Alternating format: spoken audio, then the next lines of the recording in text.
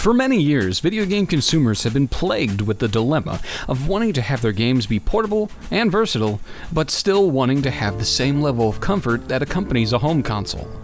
Stuck at this crossroad, some of the giants of the gaming industry have attempted to bridge this gap through various adapters and other devices in hopes that they can allow gamers to have both games on the go and in the home as well.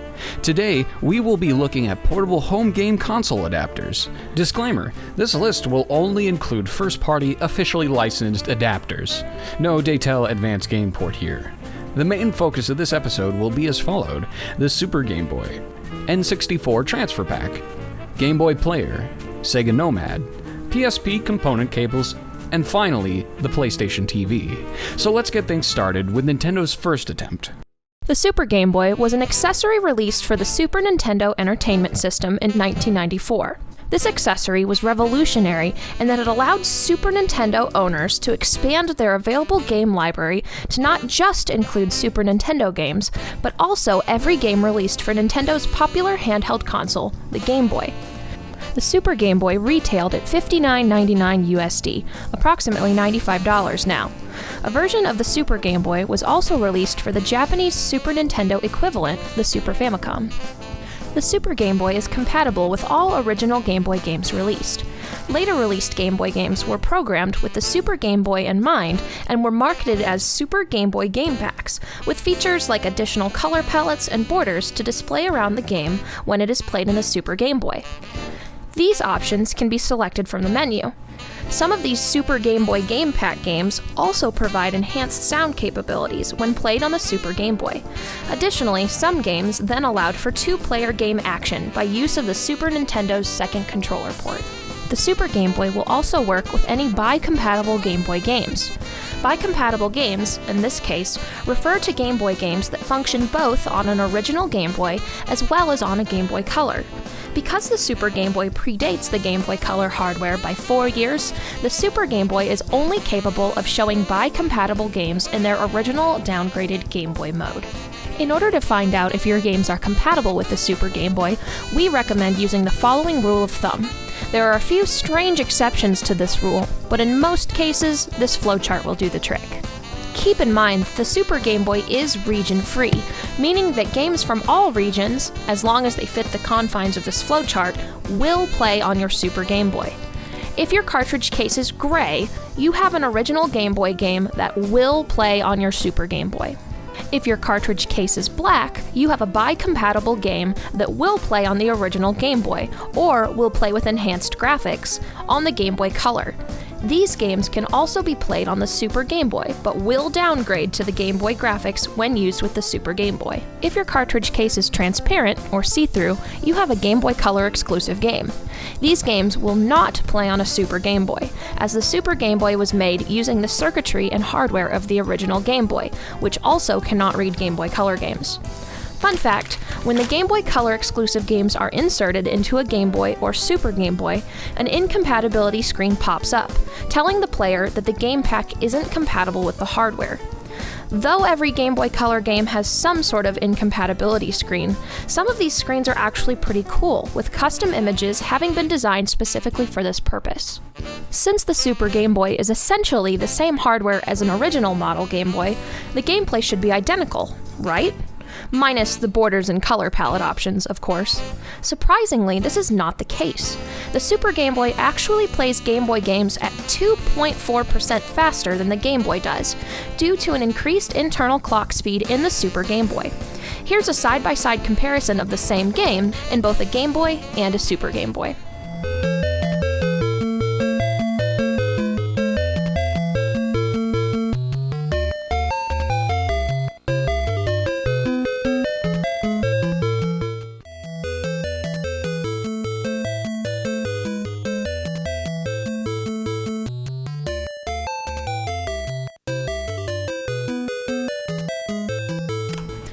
As mentioned in one of our previous videos, the Super Game Boy is compatible with the Game Boy camera, albeit having some hiccups along the way.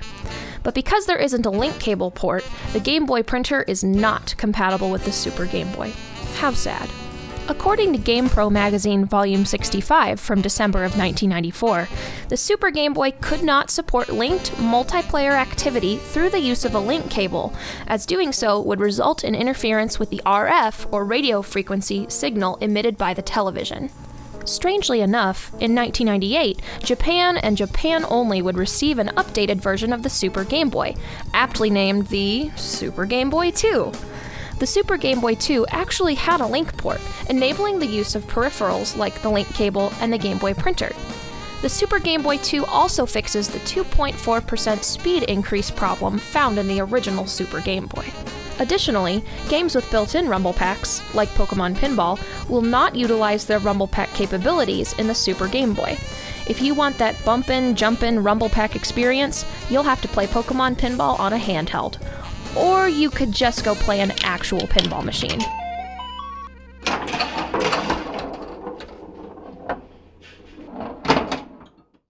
After the discontinuation of the Super Game Boy and the Super Nintendo, the public wouldn't see another full-fledged, portable-to-home console adapter for almost 10 years. In the meantime, however, Nintendo released the Nintendo 64 Transfer Pack. This was a small T-shaped adapter that clicked into the bottom of the Nintendo 64 controller through the same port the rumble pack or memory card would be docked. When the transfer pack was docked, a Game Boy cartridge could be placed inside the pack and data could be sent to and from the Game Boy cartridge and the N64. Some games that allowed for data transfer included Perfect Dark and Mickey's Speedway. The N64 transfer pack, however, was primarily used for sending and receiving data between Pokémon Stadium and the first generation of Pokémon Game Boy games, that is, blue, red, and yellow versions. The transfer pack came bundled with a copy of Pokémon Stadium for the Nintendo 64. What warrants the Nintendo 64 transfer pack's inclusion in our list is the fact that by selecting the Game Boy Tower option in Pokémon Stadium, one can use the transfer pack to play Pokémon Red, Blue, and Yellow on the television. When Pokémon Stadium 2 came out a year later, the second generation of Pokémon games, that is, Gold, Silver, and Crystal, could also then be played on the television through the same Game Boy Tower option. Our next peripheral is essentially the Super Game Boy for the next generation. The Game Boy Player was an accessory released for use with the Nintendo GameCube in 2003. This was a huge step in the right direction for Nintendo, because the Game Boy Player allowed gamers to play most Game Boy games, i.e. Game Boy, Game Boy Color, and Game Boy Advance, on the television. Unlike the Super Game Boy, which included one single adapter to be inserted to the cartridge slot, the Game Boy Player had hardware that needed to be screwed onto the bottom of the GameCube, connecting through the high-speed parallel port on the bottom of the unit. In addition to needing this new hardware component, however, there is also a required software component, that is, the Game Boy Player boot-up disc. Without this disc, the hardware will not boot up your Game Boy cartridge. And once again, the Game Boy Player functions as a stripped-down Game Boy Advance. No software emulation here.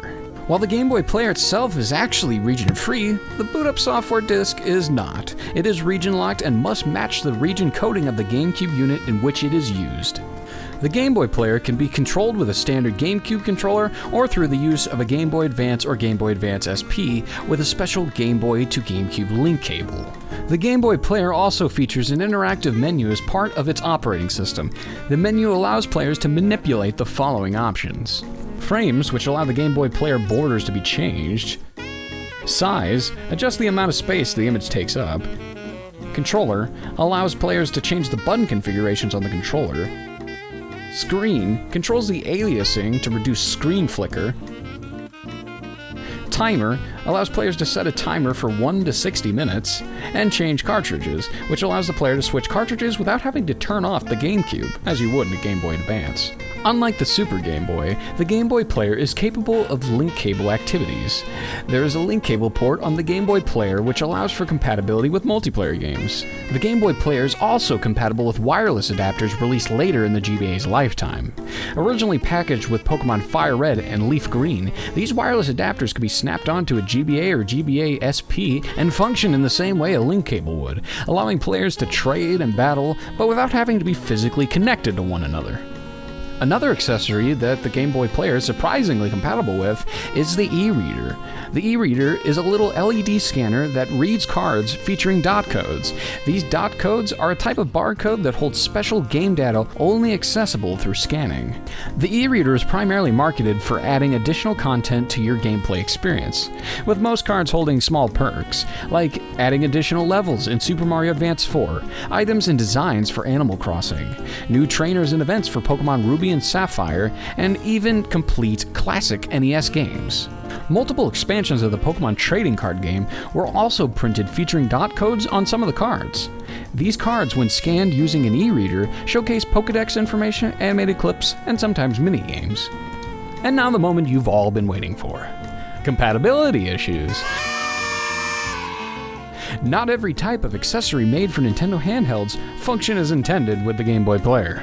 Game Boy Advance videos are exactly as the name implies. They are video cartridges that allow for users to watch cartoons or movies on Game Boy Advance systems. They were developed by 4Kids Technology, a subsidiary of well-known cartoon licensing company 4Kids Entertainment, and then they were manufactured by Majesco. As a result, many cartoons licensed by 4Kids Entertainment would be featured on GBA video cartridges, including Pokémon, Yu-Gi-Oh!, and Sonic X. Select Disney, Cartoon Network, and Nickelodeon cartridges would also be released through this format. Eventually, a few feature-length movies would also see Game Boy Advance video cartridge releases, these movies being from DreamWorks Pictures' Shrek, Shrek 2, and Shark Tale. The first thing the player sees whenever they start a Game Boy Advance video is the message, "Not compatible with the Game Boy Player." On a Game Boy Player, this screen will just freeze at this point. This is an anti-piracy measure to ensure that GBA videos would not be recorded. Aside from that, you wouldn't want to watch these on a TV anyway, as they would look and sound terribly low quality, seeing as they were developed for use on a GBA. Some of my favorite games on the Game Boy Color and Game Boy Advance feature gimmicks like motion controls and rumble packs. These additional features add a fun, uncommon novelty to the game to enhance gameplay and enjoyment. The first game we'll be looking at on the Game Boy Player to show off this feature is WarioWare Twisted, released in 2005 for the Game Boy Advance. In this game, players must blast through microgames in the hyperspeed nature typical of WarioWare games. The controls aren't primarily dictated by the use of a D-pad or A and B buttons, but rather by the movement of a Game Boy via the use of an accelerometer inside the game pack. And if you wanted to play WarioWare Twisted on a Game Boy Player, you would indeed have to move around the GameCube unit accordingly, as well as use an attached controller for the required D-pad or button commands. Or we've heard that using a dance pad to control the additional buttons with your feet is totally a viable option. So welcome to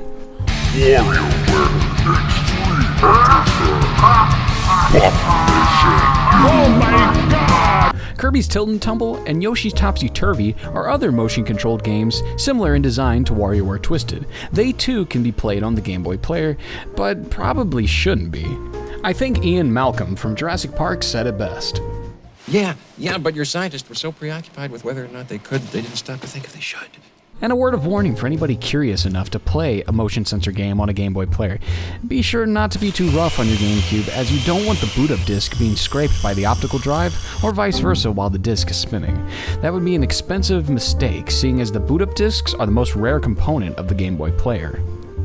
Unlike the Super Game Boy, games with built-in rumble packs like the original Pokémon Pinball do vibrate whenever they're placed into a Game Boy Player. Additionally, there are some non-rumble pack games for the Game Boy Advance that, whenever they're used in conjunction with the Game Boy Player, actually add rumble capabilities through the controller, like Pokémon Pinball, Ruby, and Sapphire. By playing it in a Game Boy Player, rumble pack capabilities are enabled and vibrations can be felt throughout the GameCube controller. Other games that become rumble-enabled whenever they're used in a Game Boy Player include Mario & Luigi Superstar Saga and Drill Dozer. In addition to being problematic with Game Boy Advance videos and motion sensor games, the Game Boy Player is unable to be used with games that rely on solar sensitivity, infrared ports, and cheating devices like an Action Replay or Game Shark. The Sega Nomad was released by Sega in 1995. As stated in our previous video on the Sega channel, the Nomad is a fully functioning portable Sega Genesis. In addition to being a portable handheld, however, the Nomad can be hooked up to a television and used like a traditional at-home Genesis through the use of a Genesis Model 2 AV cable. Now for a fun fact. The Sega Nomad can actually support two-player games, as a controller port is present on the side of the Nomad unit. This allows Player 2 to use a plugged-in Genesis controller, while Player 1 uses the Nomad itself. Sony's first major entry into the portable console market, the PlayStation Portable, or PSP for short, can also function as an at-home console through the usage of PSP component cables. Only the PSP 2000 and 3000 models support TV output, however. The original fat model of the PSP, the Model 1000, does not support this feature. Though these output cables were sold separately, they allowed the user to output PSP software on televisions that support progressive scan signals. If your TV only supported interlaced scanning instead of progressive, you could still use the cables to play music and other functions, but game software would not launch. The output games are rendered by the PSP at a resolution of 480 by 272 and displayed with a black window boxing around all sides of the screen. Special software was later released that enabled full screen output as well as interlaced format for use of non-progressive scan televisions. One interesting function of the AV cables is that unlike a Gameboy Player and its anti-piracy measure to prevent GBA video cards from being displayed, the PSP will still run Sony's UMD format movies with no issue at all. The most recent portable to home console adapter from Sony was 2014's PlayStation TV, or PS TV. The PS TV's primary function is to allow you to do in-home streaming with your PS4. Basically, this allows you to play on one TV remotely with the PlayStation TV, while your PS4 is in another room. However, the PS TV's best feature, in my opinion, is the fact that it's a PlayStation Vita in disguise. Vita cartridges can be directly inserted into the brick that makes up the PS TV, and then hooked up to a TV with HDMI cables. And then after that, you can control it with DualShock 3.0 or 4.0 controllers. The PlayStation TV comes with 1 GB of onboard memory, but is expandable through the use of external Vita memory cards. There is a caveat. It is worth noting that Vita games that feature the use of the microphone, camera, or gyroscope functions of a Vita are not compatible with the PS TV. As technology has evolved throughout the years, the idea of merging the home and portable markets has become a much more viable option. Mobile devices are getting more and more powerful, and home devices are becoming more flexible. These days, you can stream data from your console or computer to another device on your network to simulate the portability you'd have with a mobile device.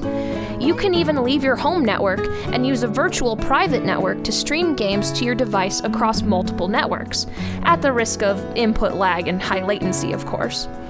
The best current example of the portable to home console market is without a doubt the Nintendo Switch. It's a fairly robust device that allows you to choose to play in the tablet mode for a portable experience or the docked mode for a classic home console experience. While the Switch isn't the most powerful gaming machine on the market, it has been a huge success so far, and it's an amazing example of finally bridging the portable and home console markets. Are portable hybrid systems like the Switch just a trend, or are they the next major step in gaming? Will we see a rise in more versatile gaming consoles? Only time will tell. If you like this video, please visit our website, www.gameandbrowse.com. We do videos like this, as well as written articles if you prefer reading. And lastly, if you want to support us in what we do, consider participating in our Patreon. Links for all this will be down in the description, as well as our sources. Thank you for watching.